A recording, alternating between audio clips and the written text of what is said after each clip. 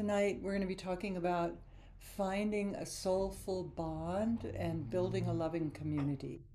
And that's kind of at the heart of Karuna training. I am the steward of Karuna training. I've been doing this work for about 35 years. I live in Denver, Colorado, and I'm standing on the land of the Ute, the Arapaho, and the Cheyenne. So I'm very happy to have you here tonight. So the first thing I did, it's funny because now my admin staff is coming up with these creative titles. Hi, Sayun, welcome. They're coming up with these creative titles, and they came up with finding a soulful bond, and they're getting them from Chat GPT, which is so funny. They're getting, sometimes we have to come up with creative titles, so they run it through Chat GPT, and it gives you about 7 options, and then the whole team votes on what they want to call it. And I had said building a loving community was what I originally called this. But I think it was interesting, and I looked at like soulful bond. What are we talking about there? And I Googled it, and it came back to being a deep and intuitive connection between two individuals that transcends the physical realm. I thought that was so interesting, and it represents a special relationship where you feel essential in one another's lives. So. We are not talking about soul in the traditional Christian sense, because Karuna training arises out of Buddhist view. We understand the self as more temporary and transitory, more of a transitory composite of matter, sensations, perceptions, thoughts, and consciousness. So, and it's the kind of thing where we work to experience this in Karuna, how this me, this self that we're so invested in, is not that permanent. It's ever changing, and it's interconnected with everyone and everything on the planet. So, but we still live in the relative world of relationships, and so relationships they matter, and we've known that for a long time in Karuna. That's why we host our programs in a cohort, and we really learn from our relationships in the community.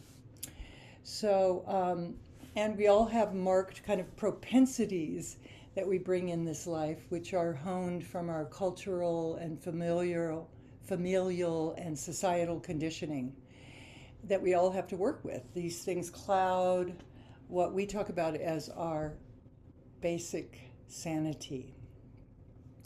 So I'm going to talk a little bit about what Karuna has to offer.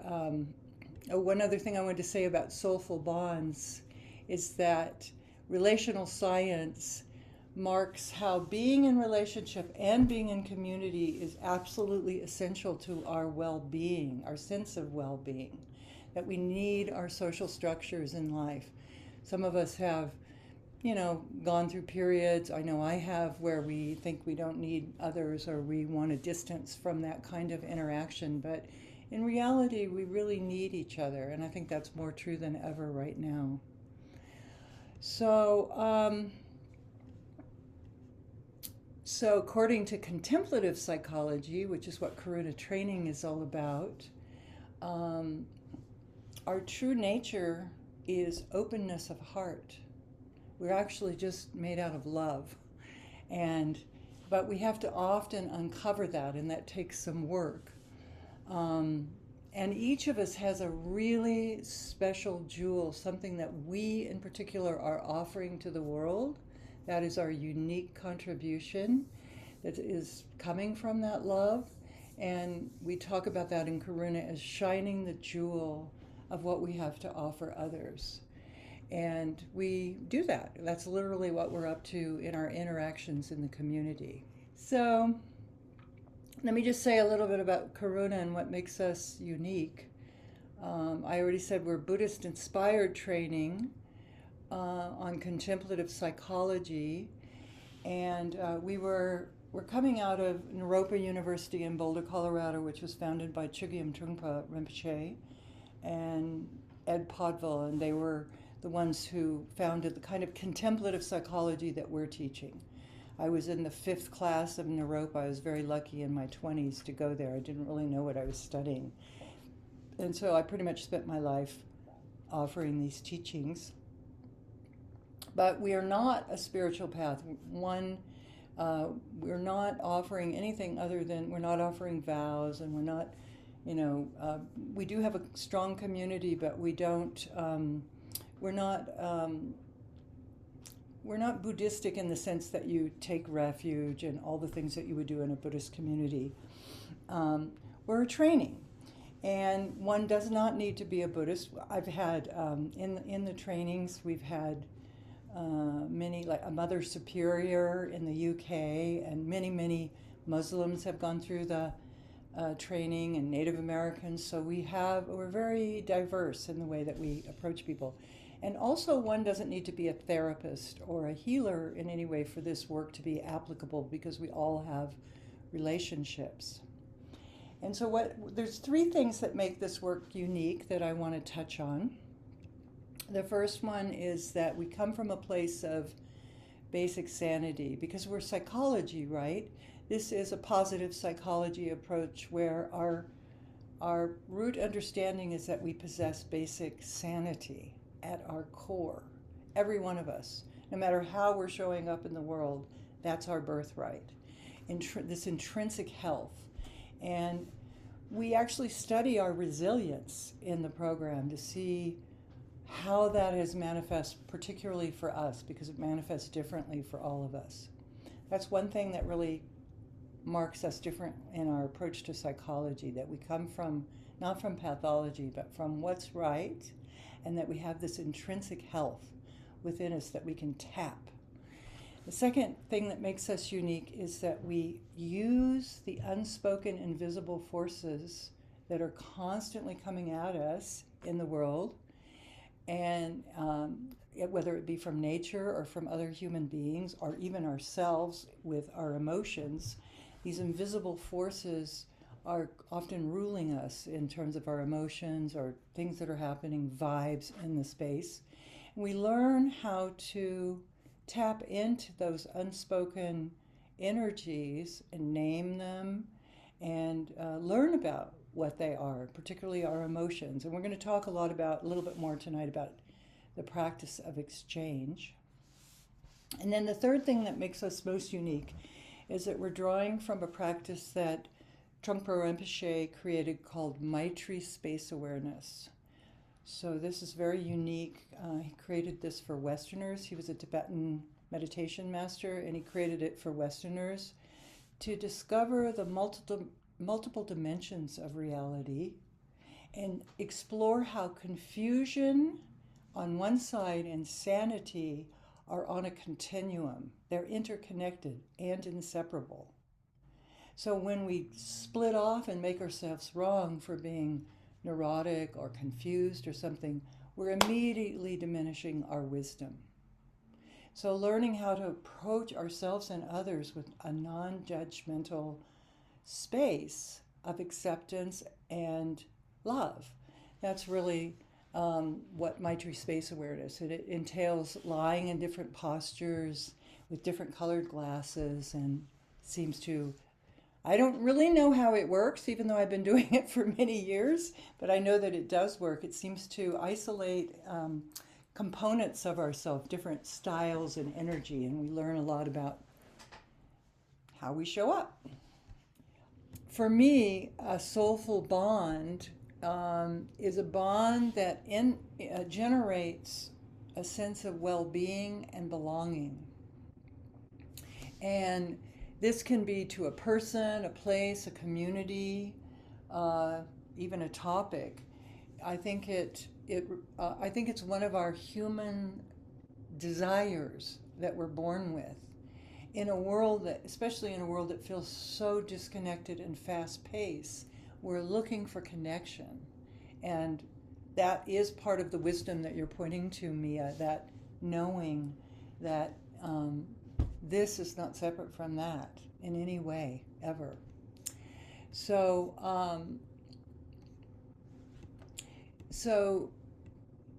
these are connections that nurture and uplift us and embrace us with love and understanding.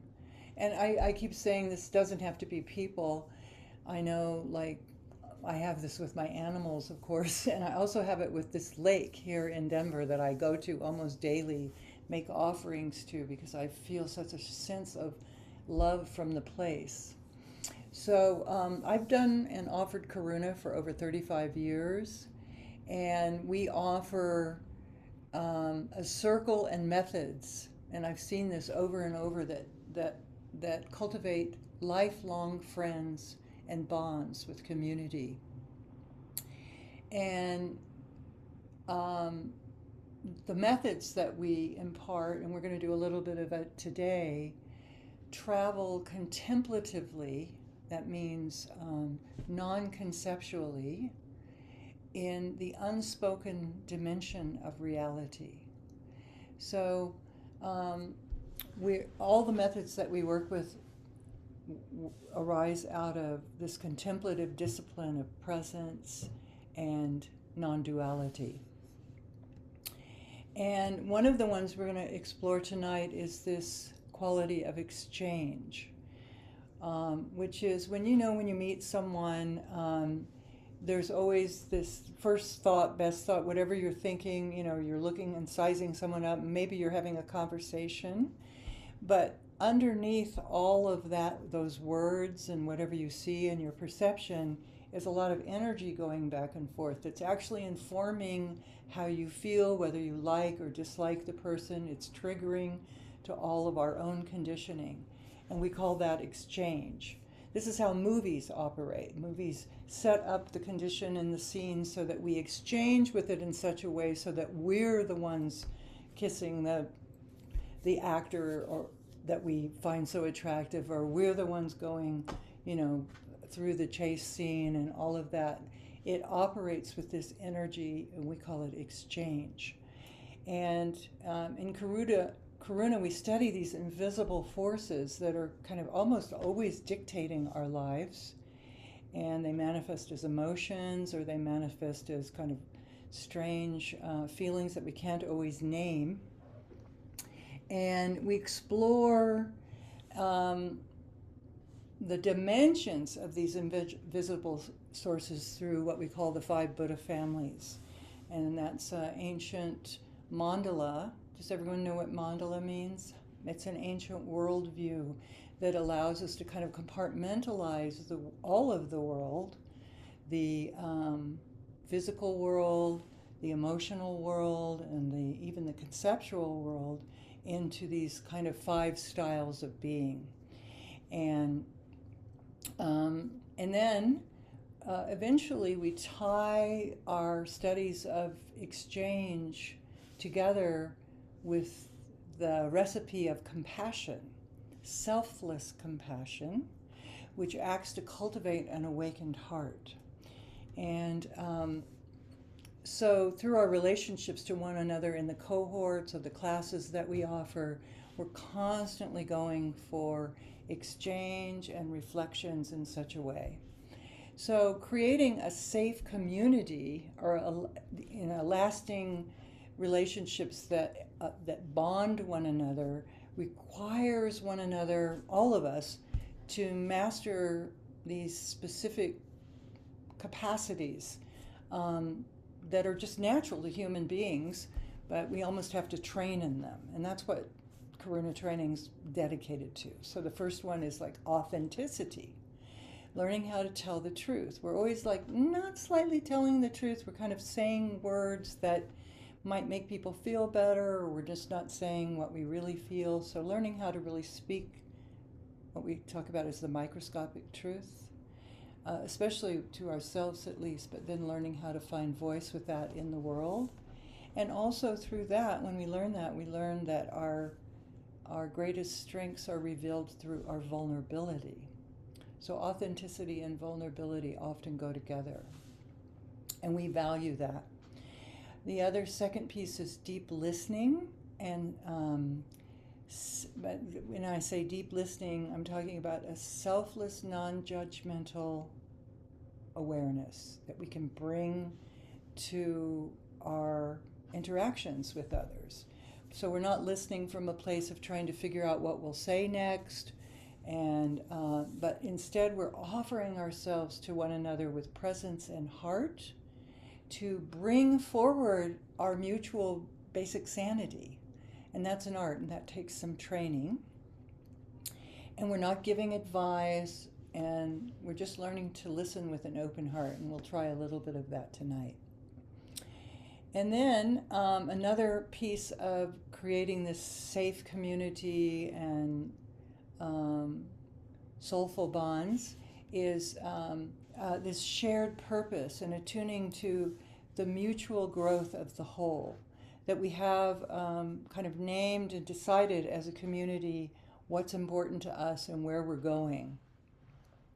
So communities thrive when they're built around a common purpose, a shared passion, a desire to uplift others, a mission to improve the world. Those things are what draw us together. And what we're missioned to do in Karuna is to train people to remain open-hearted in the face of pain and paradox. And certainly the world is giving us a lot of opportunity right now because there's so much painful headlines. So just to remain open-hearted in the face of that. So we need each other to learn how to do that. And we have to learn to integrate the world's trauma, which is ever present, by turning our allegiance towards basic sanity and the potency of community and not being separate from each other. Because the isolation is what makes us more fearful and also to withdraw, and we lose our voice. So growth occurs when we support each other in our journeys and we celebrate each other's success, and we have to practice that together.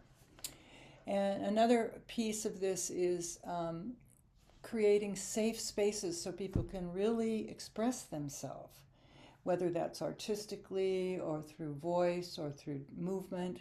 Finding our voice and learning to name our emotions and integrating our experience is only possible when we feel heard, when we feel respected, and the room feels safe. So Karuna encourages a judgment-free environment, and so that takes some work because we're judging all the time. So just being responsible for what we're doing in our minds. And also the work is forever a path, because we're really talking about nothing other than enlightenment, really. That's really where we're going with this. It's a big goal. It's not, and from our Buddhist perspective, in reality, we already are enlightened underneath the clouds of our propensities. So that's hard to really get sometimes, because sometimes we feel really crazy. But I hope this is kind of sticking together as a package. So this is a work in progress, and everyone at the beginning of the training has to kind of mutually agree on the common goals and all the needs that we have. So we spend a lot of time creating our community. And the last thing is unconditional love and acceptance. What we're all looking for is more than the fruition of these goals. Just this tapping that bottomless love that abides in I think it abides in our DNA, and we can, learn to tap it. So I'd like to play a little bit together tonight to do some experiential work to help us arrive. So we'll start with a little guided meditation, if everyone's game. And then I'm going to lead a very quick contemplation. And you can do that with writing or just thinking. And then if you're game, you can go into a dyad. If you don't want to go into a dyad, that's a partner on a breakout room, and just talk about what came up. You can skip that part. But let's start with a little meditation. And I'm going to start with a bell, and I'm going to ask you to really drop out of all these words I've been saying and feel the weight of your body on the chair you're sitting. You can have closed eyes or open eyes. Take a minute to look around the room so you know where you are. Feel your body in space. And relax your jaw, relax your shoulders, relax your belly. Let yourself land for a moment. It's not about doing it right. Meditation's not about doing it right. Meditation is about relaxing and mixing our mind with space.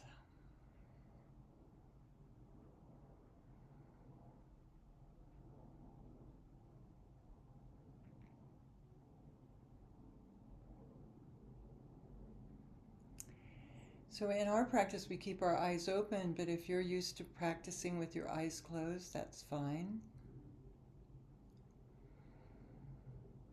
But tune into your feeling, what you're bringing in your body. What do you feel in your body right now? Don't judge it, just notice it as information.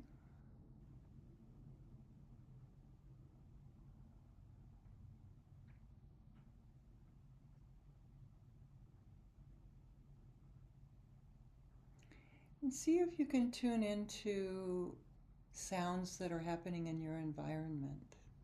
Right now it's raining for me and windy outside, and I can hear that. I can hear cars driving in the rain. What do you tune into in your environment through your sense perceptions?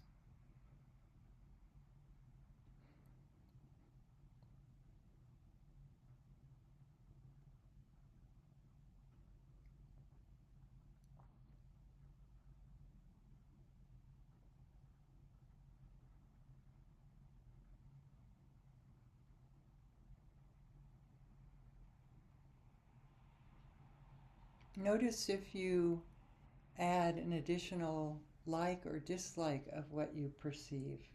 That's just your conditioning. You could just come back to the present and the feeling of your body in space. If you find yourself liking or disliking,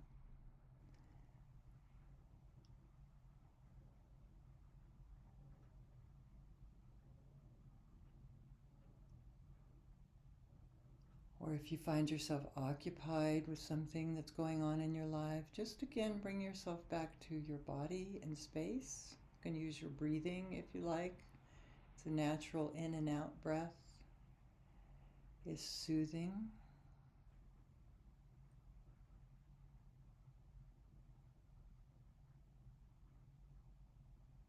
Just drop out of your head. Your thoughts can be like clouds in the sky, just moving across. You don't have to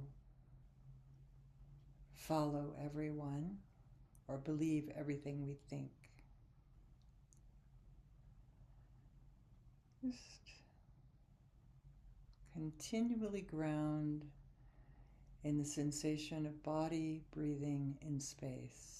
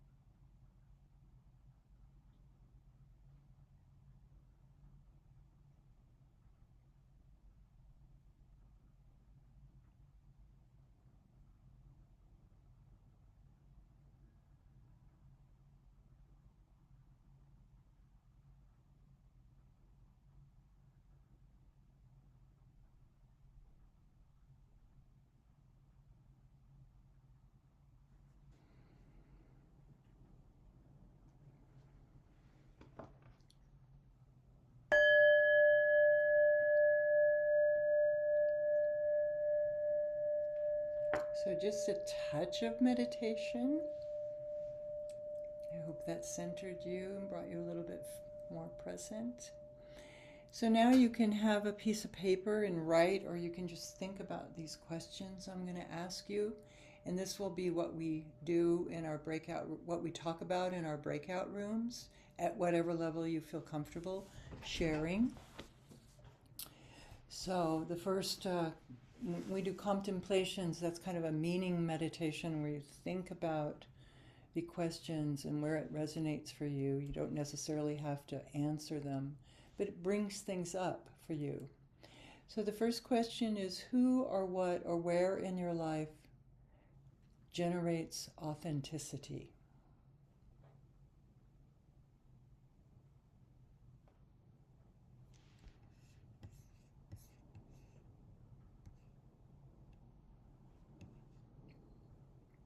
Who or what or where in your life generates authenticity?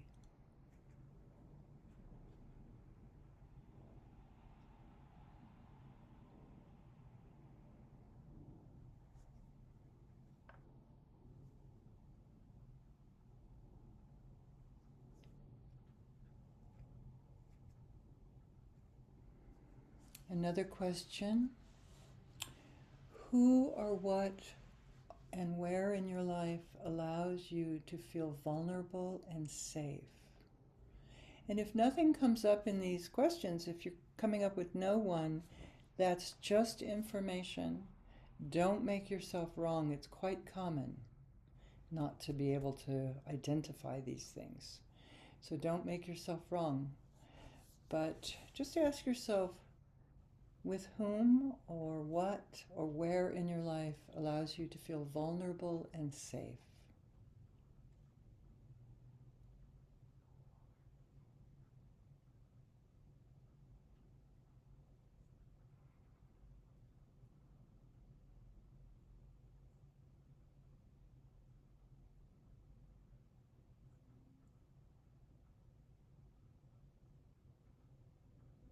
A third question, to whom can you talk to and be heard? You feel heard. To whom in your life can you speak with and be heard?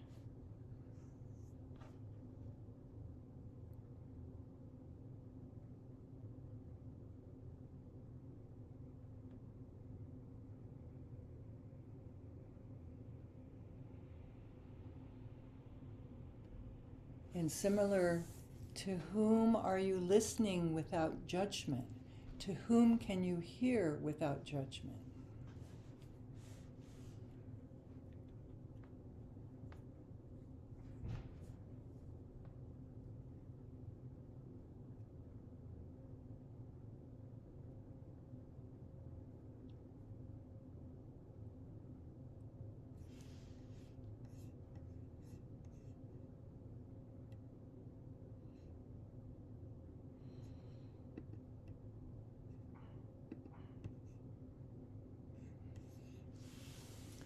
And lastly, what communities do you interface with now? Professional, collegial, familial, or just, maybe they're interest groups? It can be plant communities even. Which ones of those communities make you feel a shared purpose? Where do you have a shared purpose? And how do you feel held by those communities? Just maybe pick a couple that are important to you. What communities do you interface with? Which ones make you feel where you feel a shared purpose? Or you feel held by those communities?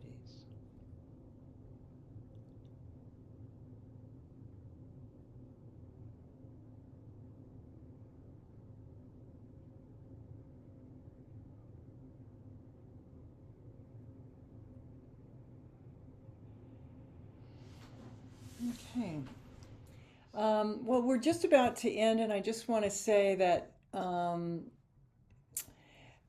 yeah, I really invite you into the Karuna space in whatever way is fitting for your life. A lot of free things like this hour live, and this is a very big topic to get into. I feel like we could go on for like 3 hours and really deeply dive into this topic, but just for an hour, it's a taste. It's meant to be a taste of what we do in Karuna. Um, we are opening up our basic Karuna cohort. That's our basic training, and it comes in 2 phases. It starts with a retreat in May at a Tibetan retreat center in Tehachapi, California, a very sacred space that has a lot of the same Phi Beta family practices happening on that land. So it's very, you could say, very empowered land. Rustic, but very empowered. And so we start in May with our cohort training, phase one and phase two. And that is all available on our website, and we'll be sending you links. And I hope that you're signed up for our newsletter.